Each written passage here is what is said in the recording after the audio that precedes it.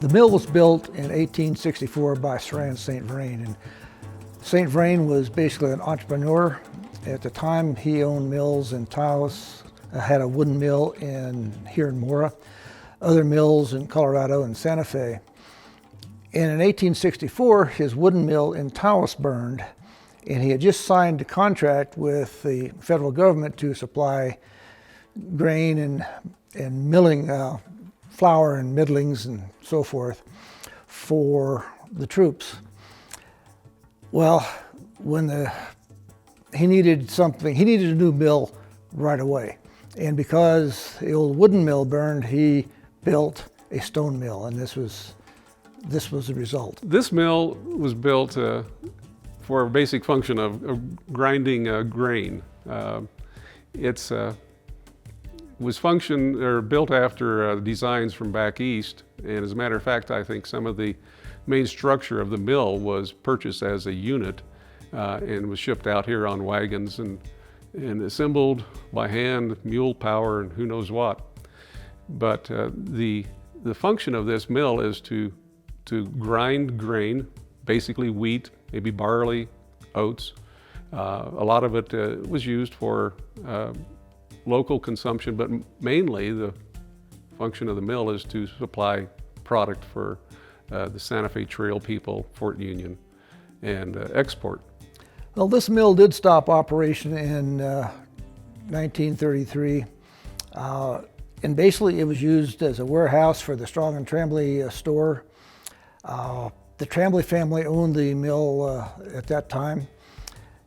I think it stopped being used as storage in the 1950s, excuse me, and then it just sat empty and vacant and slowly deteriorated. Once we owned the mill, the first thing we had to do was just clean it out. The decades of pigeon droppings and so forth, but that was pretty straightforward. But what the New Mexico Historic Preservation Division wanted us to do, and they gave us a grant, was to create a historic structures report. And that was to document the history of the building and its structural condition.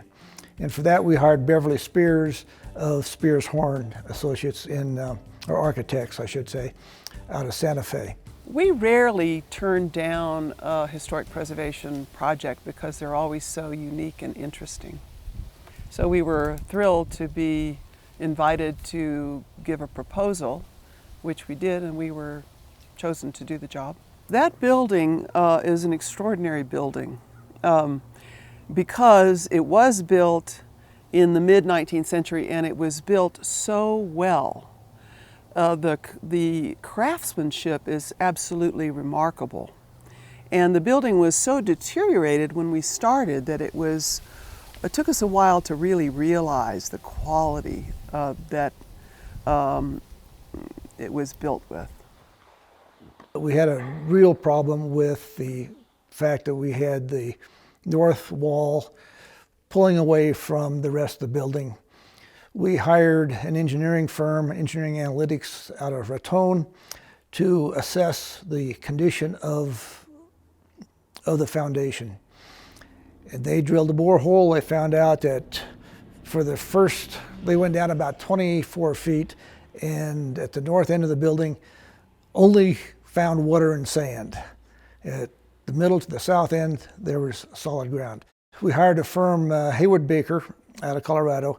They came in and around the northern third of the mill, injected this fast-setting grout underneath the foundation. It didn't close the crack, but it provided a large enough foundation and went down deep enough that the wall isn't moving anymore. So that was the most important thing to do. We didn't do anything at all until we knew we had a stable project. There was a major cleanup because the building was filled with trash and debris. And so the foundation had to clean the building. They secured it to keep pigeons out, which was important. And then window replacement was done, based on our drawings. A year or two later, the gable repair, which was the The most recent thing that we were involved with that was repairing the two wooden gable ends, which were very deteriorated, replacing the windows there, working a bit on the cornice. The most current thing, which is yet to be done, but we have done the drawings for it, is to do an egress from the back of the building, because when you have public assembly, you need two means of egress, and they didn't have one at the back of the building, so we have designed that within the historic context. So that'll be the next construction. Another thing that they did was to rebuild the platform in the front of the building. When the mill was operating, wagons or trucks would drive up. The flour that had been milled was dropped down off of this platform into the wagon or the truck, and that had been missing, so they reconstructed that, which was great. I wanted to create the opportunity for community use. It could be a museum, it could be a heritage center, but I have no plans for exactly what it would be. Now, we have other people in the foundation that are thinking about how it could be used as a visitor center or a museum, and that could very well be, it'd be very easy to do, let's put it that way. We just have to decide as a community what the use would be. The machines that are left here, which aren't very many, will stay. The third floor is probably going to be our unofficial museum, if you would. That's kind of how we see it at the moment. We don't intend to recreate the mill as it once was. I joined the board about, I'm going to say maybe 3-4 years ago. And my reason for being interested in what St. Vrain, the foundation, was doing here was that as part of their vision, I saw the educational component, and I'm a former educator, a retired educator, I guess I should say, and I saw the potential there for this building, this facility, to be used as a learning center for all ages, because this area is so rich in history. If we were to develop programs, learning programs here, people could come here and they could learn about local history, they could learn about U.S. history.